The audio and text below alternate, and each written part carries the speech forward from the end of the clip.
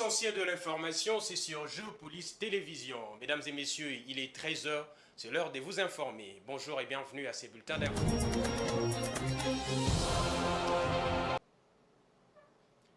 Crise de la farine de maïs dans les espaces du Grand Katanga et du Grand Kasaï. Pour y faire face, le gouvernement de la République a pris de nouvelles mesures, notamment la suspension de droits et taxes à l'importation des intrants agricoles et engins, mais également la surveillance du marché pour décourager la rétention des stocks et le prix illicite. Annonce faite par le vice-premier ministre, ministre de la Communication, ministre de l'économie nationale Vital Kamerhe au cours du briefing conjointement animé avec son collègue de la communication et médias Patrick Mouyaya. Je vous propose de les suivre.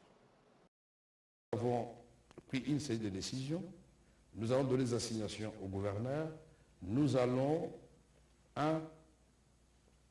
donner une amnistie totale sur le plan fiscal, c'est-à-dire taxe zéro pour tout ce qui concerne les importations de maïs. Ça, vous me direz, c'est la conjoncture.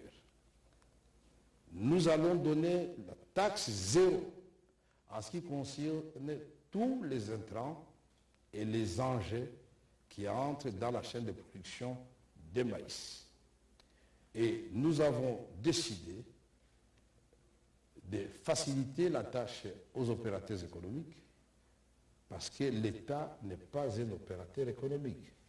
Mais pour donner les coups d'envoi, l'État va sortir des moyens à mettre à disposition d'une organisation au niveau des provinces, après discussion avec le gouverneur des provinces, parce que les opérateurs économiques, les moyens ou les petits qui n'auront pas suffisamment de moyens, ils pourront prendre l'argent pour importer, mais ils ramènent cet argent dans un compte séquestre qui sera créé au niveau de chaque province. Puis cet argent doit pouvoir tourner. Mais pour les grands opérateurs économiques, ils ont les moyens, ils ont là l'occasion de faire des bénéfices. Nous les laissons importer avec les facilités qu'ils veulent de dire.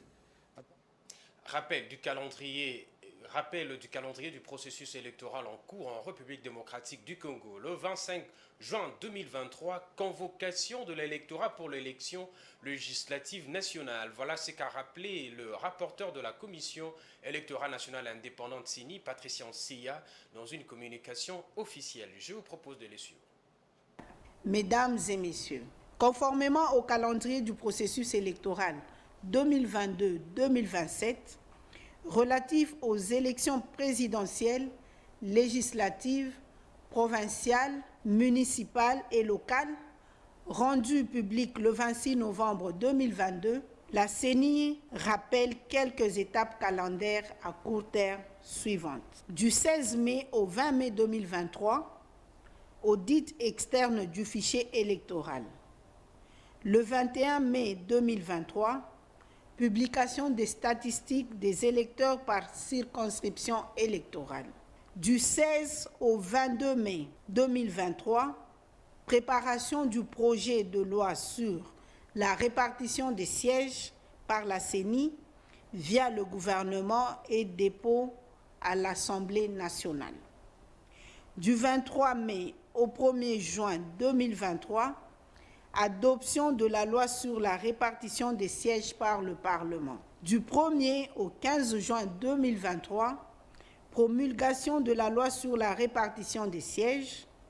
Le 25 juin 2023, convocation de l'électorat pour la députation nationale. Mesdames et messieurs, comme vous pouvez le constater, le compte à rebours a donc commencé. Nous sommes à 45 jours de la convocation de l'électorat à la députation nationale. C'est le moment d'inviter les partis et regroupements politiques ainsi que les potentiels candidates et candidats indépendants aux prochaines joutes électorales d'apprêter déjà les éléments constitutifs de leur dossier. Comme nous n'avons cessé de le répéter, à chaque fois que nous avons eu l'occasion, la CENI organisera les élections générales le 20 décembre de cette année. Le train des élections est donc en marche, rien ne peut l'arrêter. Je vous remercie. La République démocratique du Congo va bel et bien abriter la 9e édition des Jeux de la francophonie. Après les instructions du Premier ministre au comité de pilotage de préparatifs de ces Jeux, au dernier Conseil de ministres et du chef de l'État lors de ses différentes visites, le ministre d'État en charge des infrastructures et travaux publics, Alexis Guissaro, a visité le chantier des ouvrages qui abriteront ces grands événements. Selon lui, les travaux sont à 70% de réalisation physique. Fiston Léco pour les amples détails.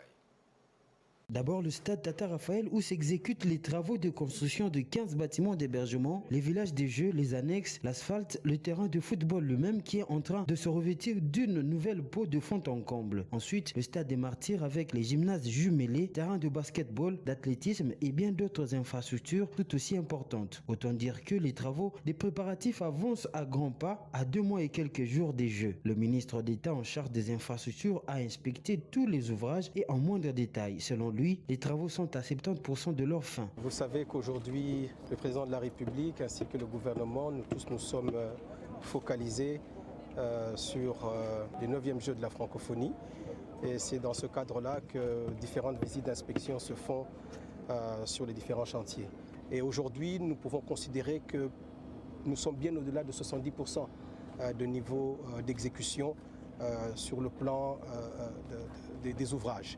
Les mesures d'encadrement qui avaient été prises lors de la dernière visite du chef de l'État, c'est-à-dire d'assurer le transport aérien. Aujourd'hui, toutes ces commandes au niveau du transport aérien sont en train d'arriver à Kinshasa. Le ministère des Finances a dû mettre la main à la poche pour pouvoir exécuter cela. À en croire le patron des ITP, ces ouvrages seront livrés à la fin du mois de mai. Nous pouvons considérer effectivement qu'au mois de mai également, à la fin du mois de mai, nous serons au minimum à 80% de réalisation, bien au-delà.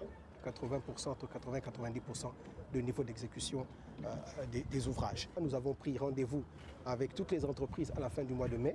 Et là, je pense que nous pourrons effectivement à ce moment-là voir véritablement avoir une grande visibilité sur ce que sera les différents ouvrages. Lors du dernier Conseil des ministres, le chef du gouvernement Samuel Kondé, en sa qualité de superviseur, en a appelé à la responsabilité du comité de pilotage face à la nécessité de tenir le délai dans l'organisation de cette manifestation de haute portée sportive et culturelle de la jeunesse francophone.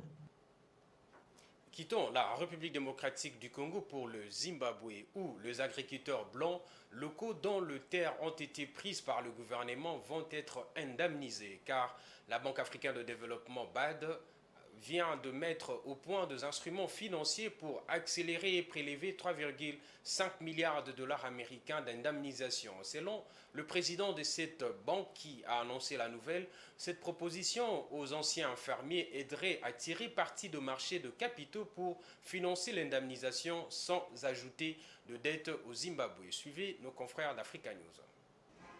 Le président de la Banque africaine de développement a déclaré ce lundi que la BAD a mis au point des instruments financiers pour accélérer et prélever 3,5 milliards de dollars d'indemnisation aux fermiers blancs, dont les terres ont été prises par le gouvernement du Zimbabwe.